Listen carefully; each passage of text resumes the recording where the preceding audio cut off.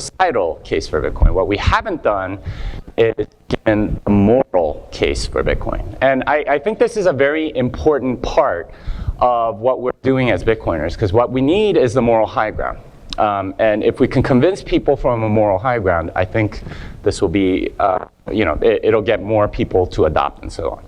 So we're going to talk about the moral case for Bitcoin, and I'm going to do it in these. So first we're going to talk about individual rights. There are two theories of individual rights that we'll cover. This is individual rights from a natural law perspective and positivism. Second thing we're going to talk about is government's role. It's going to be about individual liberty versus an elitist vision. And we'll talk about what that is a little bit. Then we'll get to fiat versus Bitcoin and how those, both of those relate to the previous two.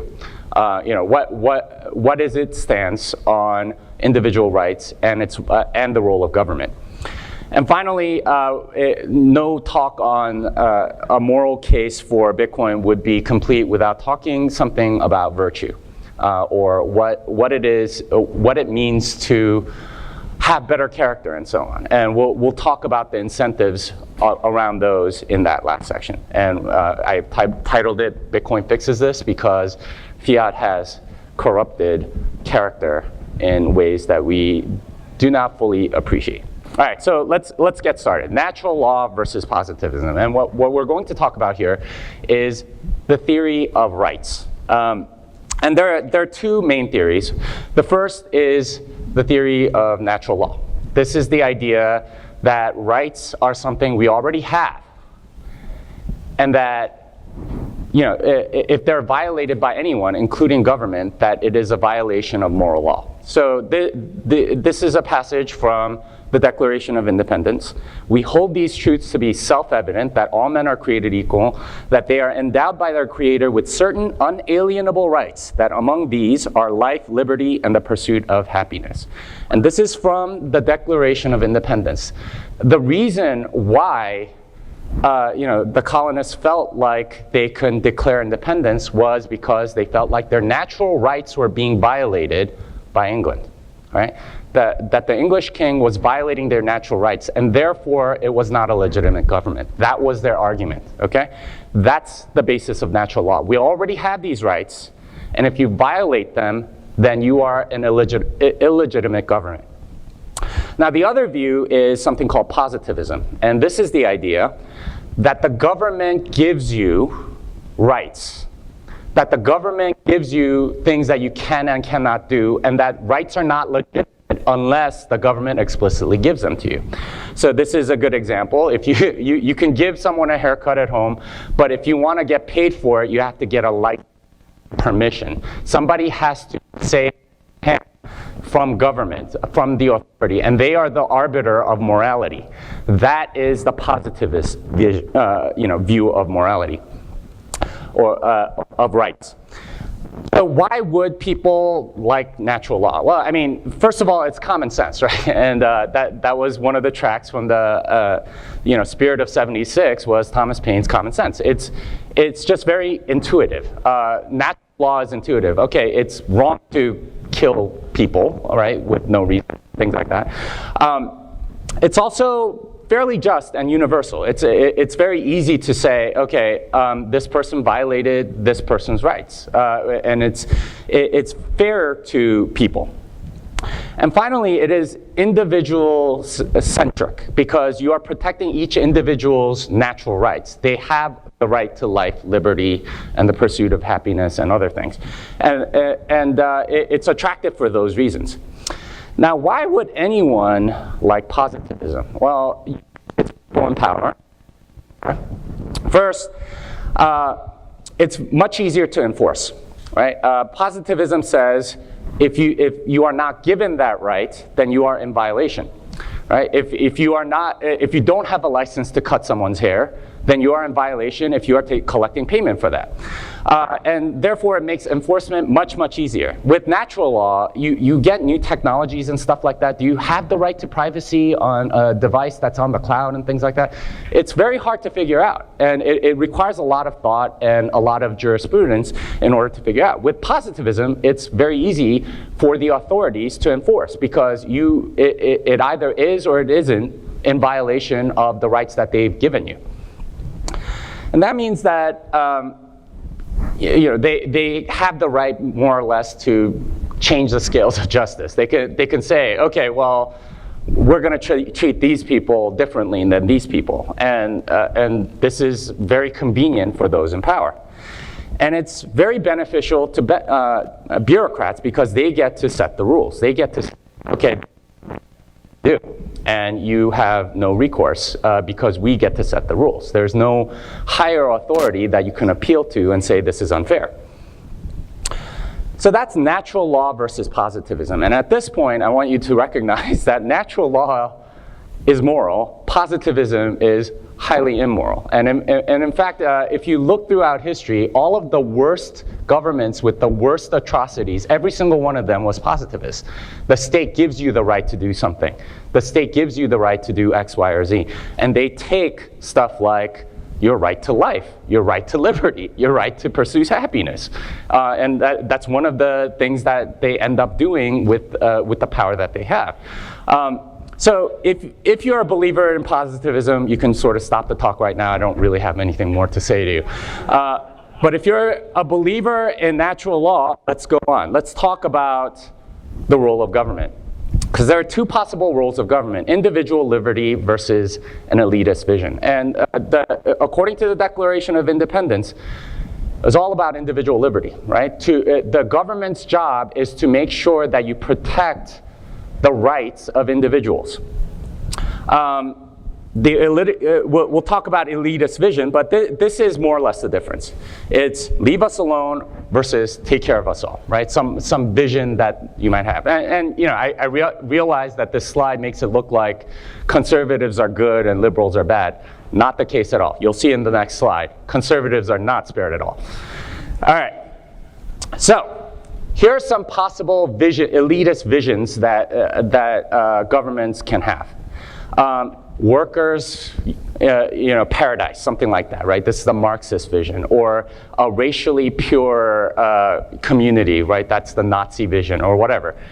These are elitist visions, and this is a way in which those in power try to enforce their vision onto the populace. Another one, safety, right? This is how we get ridiculous things like the TSA. It's a vision of, okay, we need to make sure that things are safe, so these are the things that we're going to do about it. This, by the way, tends to come from the conservative side. Social justice, we're going to have equal outcomes for everyone for any particular thing. And of course, probably the worst violation, oftentimes, is keeping things the way they are, right? The vision of status quo forever. This is where you get too big to fail, because they're scared of changing anything that might disrupt anything, right? Including allowing banks to fail. Even today, right? There's a ton of people, ton of businesses that are taking PPP loans. We want to keep the status quo. We don't want things to change. That is the elitist vision behind that. And all of them are bad because they are taking away individual liberty. And it's not about conservative versus liberal. Like keeping the status quo is very literally conservative. It's conserving whatever happens to exist right now. All of those are violations of our individual liberty, and they are therefore immoral. Now, what are the consequences of enhancing individual liberty? If government does its job of protecting individuals, their natural law rights. Well, first of all, there's a lot more entrepreneurship because you don't need permission anymore, right? Like you can go do whatever, and it's something that you have a right to do without getting permission from somebody else that might violate somebody else's elitist vision. And that leads to virtue. This is a painting of the 4 cardinal virtues. This is prudence, temperance, justice, and fortitude. I'll have more to say about that later. And all of that means that people get to build what they want. And this is how civilization builds, is that when people build what they want, you end up making lots of stuff. And you end up creating civilization. Now, the consequences of an elitist vision is that they are trying to take society to a particular place. And that means that there's some permission required. There always needs to be some sort of bureaucratic stamp of approval on whatever it is that you want to do. And if you violate that, well, they're not going to let you. They're going to fine you, they're going to imprison you, take away your individual sovereignty. And that means that there's less virtue, ultimately, for individuals, because you're not incentivized to do all of these. It's hard to be an entrepreneur, right? And you need prudence, temperance, justice, and fortitude. You need all of those things to be a successful one. But if you have another standard besides the market, then you're going to have different incentives. And that's essentially what happens when you have an elitist vision that everyone has to subscribe to. And ultimately, that means that we become slaves to the state. Right? When the government has the duty of protecting individual liberty, then the state becomes servant to the people. But when there's an elitist vision that they are trying to promote or to go towards, then we become the slaves of the state. Right? That's the big difference here. If you're protecting individual liberty, the state is your servant. If it's an elitist vision, then you are its servant. And those are the two competing visions of government. And you can see right now that we've gone pretty much from the spirit of 76, which was all about protecting individual liberty, to the point where we're in an elitist vision kind of place. Right now, the elitist vision of most governors is to protect the spread of COVID, or to stop the pandemic. And they are trampling all over our individual liberties in order to do so. So what does this have to do with Bitcoin? Well, this is where fiat money and Bitcoin sort of collide, because in a sense, a lot of it is about power, right? And with fiat money, you have a centralized place, right? This is the Fed. They get to control everything. And if you think about it, it's very much a positivist money. They tell you whether or not you can have money. They tell you whether, can I have some money, sir, right? Like we have to ask permission to keep it. Bitcoin, the power is decentralized. It's much more about individual liberty. Property, the state can take it away at any time. This is a positivist vision of money. It's not about individual liberty at all. They can take it whenever they want. What Bitcoin allows is for you to have even stronger property rights than anything that we've seen in existence, because it is not physical. That means that they can't seize your gold, even if because there's nothing physical to seize. It can be in your brain. And that means that it's much more akin to a belief. And that's a picture of a martyr being stoned. In that way, you can kill the martyr, but you're not going to change that person's beliefs. And Bitcoin is very much in that same realm. You don't have to give it up if you don't want to. That's individual liberty. That's protecting our individual rights.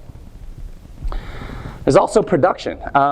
With fiat money, they can take the fruits of your labor away from you, and this often happens through inflation. And what's even worse about inflation is that it does not require the consent of the governed. And that, of course, is also from the Declaration of Independence. You need the consent of the governed. At least explicit taxation requires consent of the governed. You have to pass a law. With inflation, you don't have to do any of that. You just print more money, and you're seizing value from everyone else. With Bitcoin, all of that value goes to the individual, and you can have capital accumulation. They get to keep the fruits of their labor, and it is way more just. The posture of fiat money is that of violence. It's a zero-sum game. You have to force people, right? This is the elitist vision again. We are its slave. It is a slave money, right? With Bitcoin, it is a it has a posture of voluntary trade. You do things because people agree. And that is much more moral because it's consensual, it's not forced. So to sum it up here, fiat money is a positivist money. It's an elitist vision money.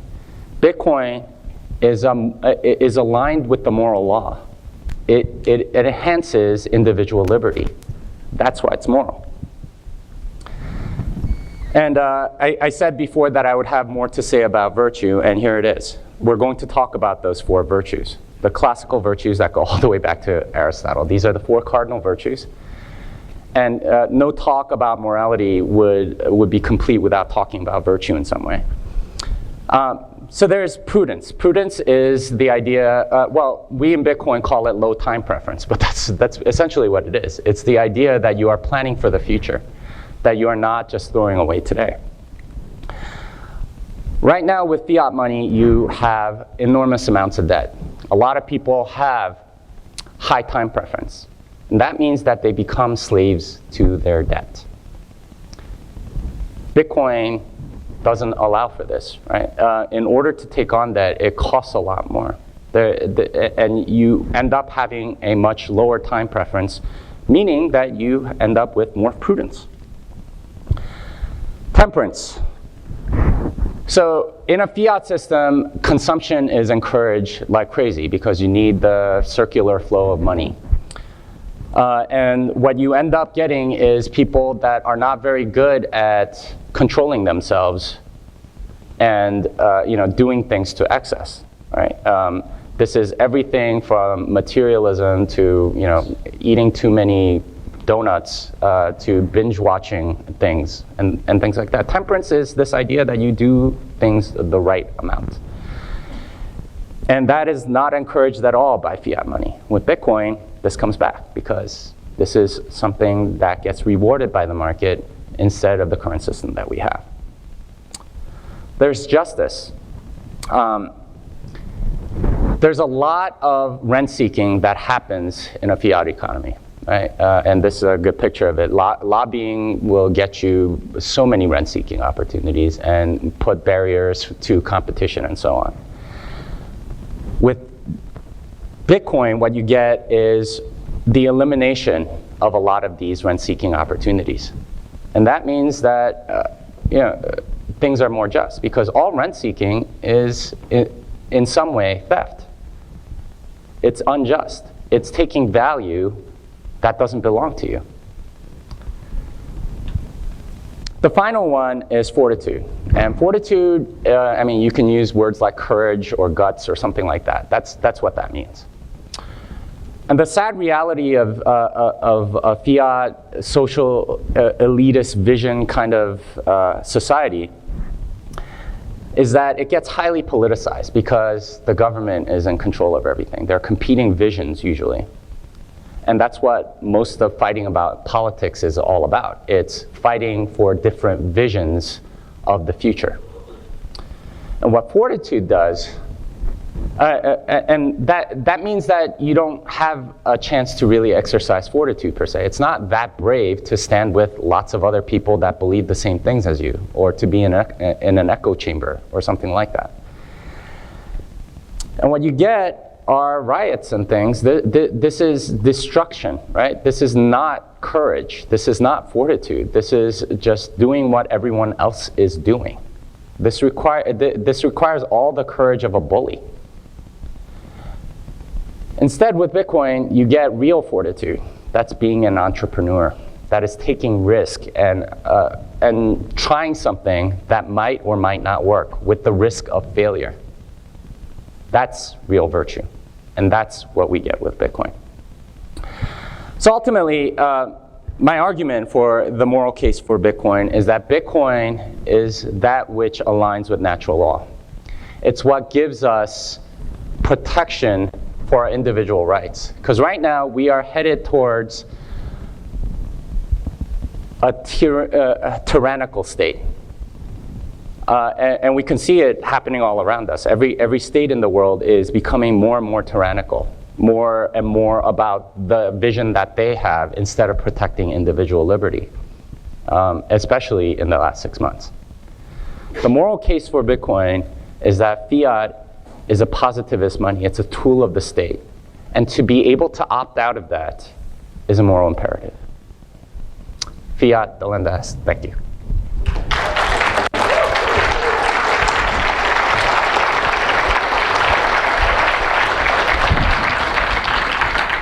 We have some time for some questions. There's a mic in the back if you want to ask some questions. And please go ahead and ask. Okay, yeah. Okay. I might have finished my talk a little early because I misread the clock, but that's okay. Yeah, all right, there's somebody coming up. Hey there. Jimmy. Okay, I think a lot of people understand rent-seeking behavior, but some people don't. Would you define that, please? Yeah, sure. So rent-seeking, as I define it, is being in the middle of a transaction and taking sort of a cut of the transaction without providing anything. So this is, think like government bureaucrat that has to rubber stamp stuff. They're not adding any actual value, but you have to pay them some tax in order to do that, right? You know, they claim to be licensors or regulators or something like that, but oftentimes they're just rent-seeking. They're taxing the transaction without providing any value. And this is essentially theft of value from the parties that actually are trading. And it's getting in the middle of it. They essentially become kind of like a trusted third party in Bitcoin parlance.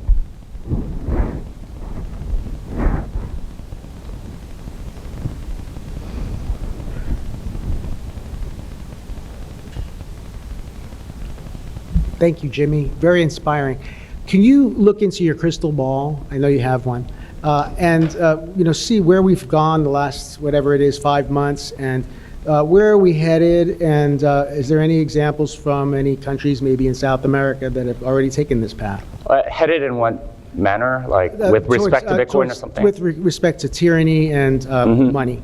Yeah, I mean, the clear trend in the last 5 months is towards positivism, or that view of the world, which is that the government gives you the right to do something, right?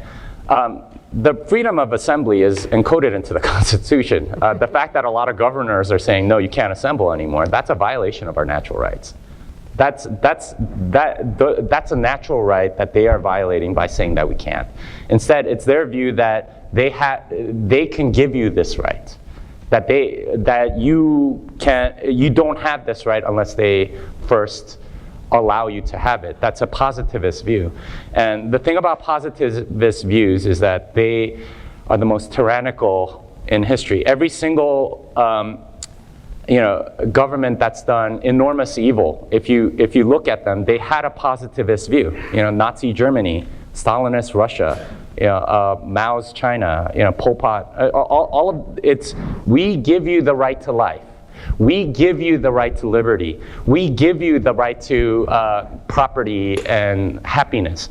That was their view, and therefore they felt justified in taking people's lives, taking people's liberty, taking people's property. That's how they thought of it.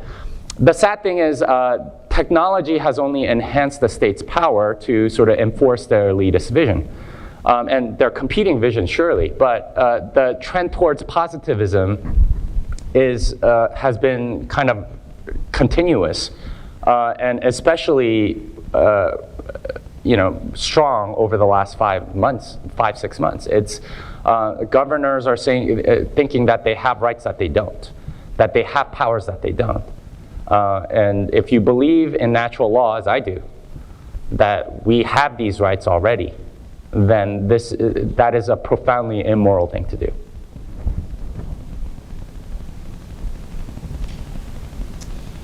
Hey, yeah, thanks for your talk. It was really good. This might just be more of a terminology question about positivism, but I'm familiar with that term from like philosophy of science, like the logical positivists. Is that a connection? Yeah, so it comes from like empiricism and stuff, and that's usually how it's justified with respect to science and so on. So it's not a coincidence, for example, that socialism claims to be a scientific economic science or something like that.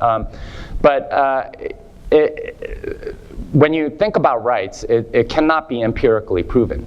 That's the idea. You have to believe in something else in order to believe that you have natural rights. But it's kind of unworkable to not believe in natural rights because then if you're a positivist, then the state can take your life anytime they want for any reason, because as long as they pass a law to do so, or that they have the will to do so, they can jail you for whatever reason. Like the Declaration of Independence does not make sense if you have a positivist view.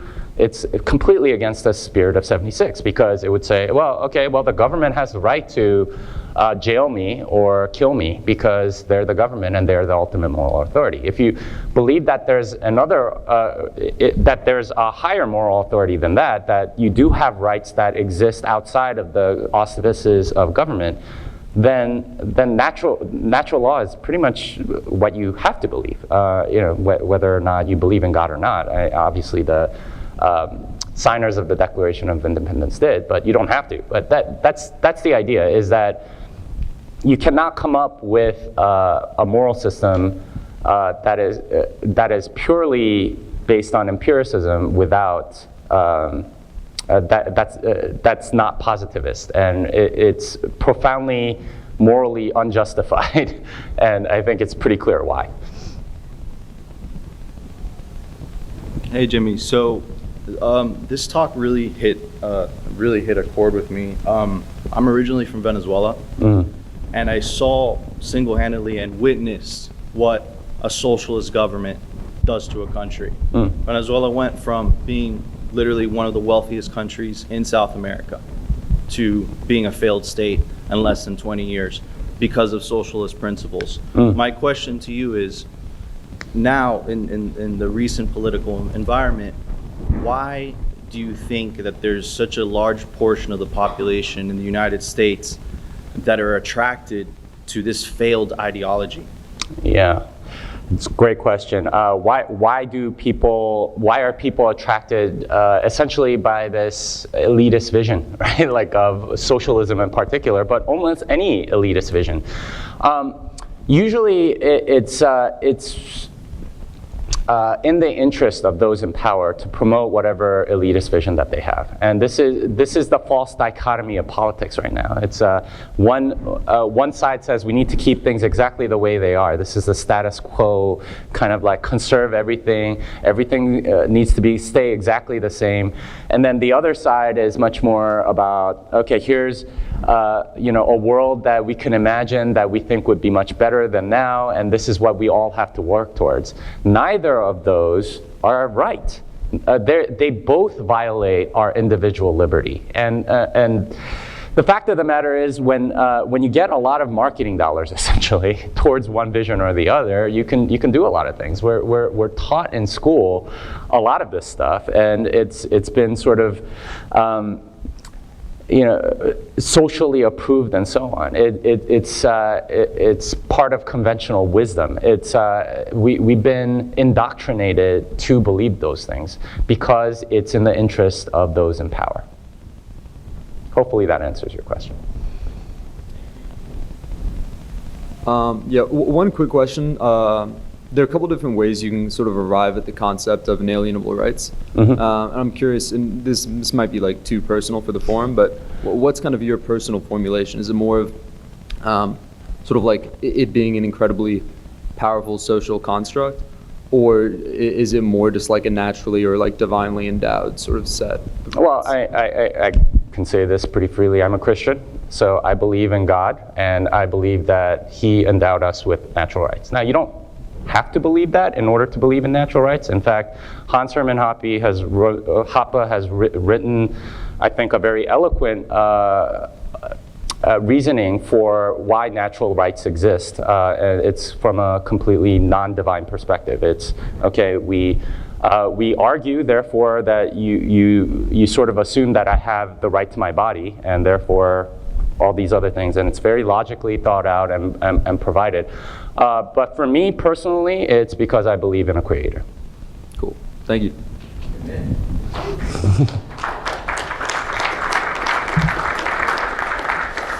it's a quick question. We have like natural rights as human beings. If those are endowed from some sort of inherent, faculty or quality of us, what natural rights exist for non-humans? Non-humans. It doesn't make sense to me to just stop natural rights at human beings, like we're some sort of special snowflake in the universe. Like animals or trees or anything else. Does everything have a natural right? Or why would we say that they don't, if not? I gotta be honest, I really haven't thought about that question until just now. But my instinct is that yes, they do, because I don't think it's right to like torture a dog, for example. So they probably have some natural right to life or something like that. And it might be different depending on the level of the animal or something, but I am sure that lots of other thinkers have written down what they think, and I would probably read those before I form an opinion. And then the follow-up if we look in nature, outside of society, it seems like life depends on the violation of the natural rights of others in some ways. Whether you're chasing down a prey to eat, to survive, you're violating the natural rights of that entity or that individual. Where and I'm not saying it's moral to kill somebody, obviously, but like, where do we formulate that justification? Why it's okay for me to kill a cow, but not okay for me to kill a human being? Yeah, so that's where your previous question definitely applies. So I haven't thought that deeply about that particular thing. So again, I'll defer, I'll punt the question for now, but that's something that I promise to think about, and we'll come back to you maybe next year and talk about. So I think we're out of time, but thank you for your questions. Would be happy to talk about any of that. I am working on a book similar to this. If you want to talk about it, that's there too.